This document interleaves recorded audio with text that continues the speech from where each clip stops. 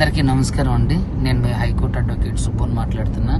ఈరోజు పాల్దీ తండకు సంబంధించి పాల్దీ రమేష్ గారు గుండెపోటుతో చనిపోవడం నిజంగా బాధాకరం. ఏదైతే ఈ మైక్రో ఫైనాన్స్ కేసు ఉందో ఈ మైక్రో ఫైనాన్స్ కేసుకు సంబంధించి 40 లక్షలు కట్టడం జరిగింది. ఆ 40 లక్షలు తిరిగి కట్టే క్రమంలో అప్పుల వారి దగ్గర నుంచి తీసుకొచ్చి ఈ రమావత్ మధు అండ్ మంగ్లీ తమ్ముడు శివ వాళ్ళకి ఇవ్వడం జరిగింది.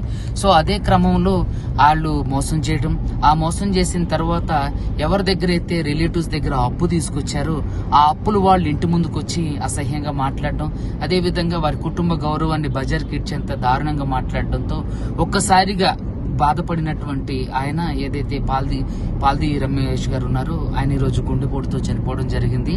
ఖచ్చితంగా దయచేసి ఎవరు కూడా అధైర్యపడొద్దు. మీ అందరికీ అడ్వకేట్ సుబ్బు ఉండు. తప్పకుండా మేము ఇప్పుడు ఆన్ ది వే అక్కడికి వెళ్తున్నాం. ఖచ్చితంగా బాధితుల కుటుంబాన్ని పరామర్శించడం కాకుండా వారికి రావాల్సినటువంటి డబ్బుల్ని ముక్కు పిండి మరి అన్నా పైసాతో సహా వసూలు చేసి ఆ కుటుంబానికి అందించడంలో ఖచ్చితంగా ముఖ్య భూమిక పోషిస్తాం. అదే విధంగా ఏదైతే ఈ మైక్రో ఫైనాన్స్ కు సంబంధించిన ఈ స్కామ్ ని నేను బయటకు తీసుకొచ్చిన దగ్గర నుంచి అనేక రకాలైనటువంటి ఒత్తిళ్లు బెదిరింపులకు నేను గురవుతున్నప్పటికీ కూడా బాధితులకు న్యాయం చేయాలనే దృఢ సంకల్పంతో నేను ముందుకు వెళ్తున్నా. అదేవిధంగా నాతో పాటు శేఖర్ భాషా గారు కూడా ఈ విషయంలో మనకి సహకరించడం జరుగుతుంది. అదేవిధంగా ఎంతో మంది గిరిజన బిడ్డలు కూడా మనకి సహకరించడం జరుగుతుంది. తప్పకుండా మేము ఖచ్చితంగా న్యాయం చేయడానికి ప్రయత్నం చేస్తాం. దయచేసి ఎవరు కూడా అధైర్యపడొద్దు. దయచేసి ఎవరు కూడా చనిపోవద్దు. ఎంతవరకు ఏదైనా సరే ఏది ఏమైనా సరే న్యాయబద్ధంగా పోరాడదాం. ఇందులో నిందితులైనటువంటి ప్రతి ఒక్కరిని కూడా శిక్షించేంత వరకు అడ్వకేట్ సుబ్బు పోరాడుతూనే ఉంటాడు. సో అదే విధంగా శేఖర్ భాషా గారు కూడా ఆయన యొక్క అభిప్రాయాన్ని తెలియజేస్తారు.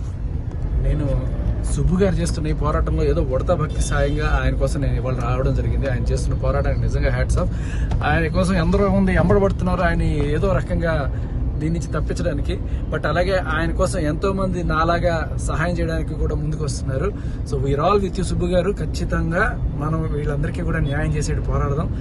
నేను 2 రోజుల క్రితం చెప్పా ఒక న్యూస్ ఛానల్లో, వీళ్ళు ఎవరన్నా చనిపోతే ఎవరిది రెస్పాన్సిబిలిటీ, ఎవరు ఎందుకు పట్టించుకోవట్లేదు, గవర్నమెంట్ వాళ్ళు కానీ ప్రతిపక్షం వాళ్ళు కానీ ఎవరు కూడా ప్రభుత్వం కానీ ఎవరు ఎందుకు పట్టించుకోవట్లేదు అని చెప్పి గట్టిగా మాట్లాడుతున్నాం.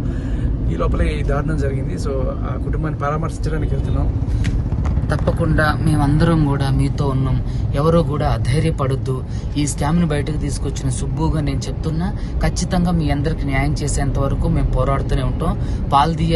ఇప్పుడు పాల్దీ రమేష్ గారి కుటుంబానికి మా ప్రగాఢ సానుభూతి తెలియజేస్తున్నాం. అదే విధంగా అందరూ ధైర్యంగా ఉండండి. మీకోసం నేను పోరాటం చేస్తా. థ్యాంక్ యూ అందరికీ.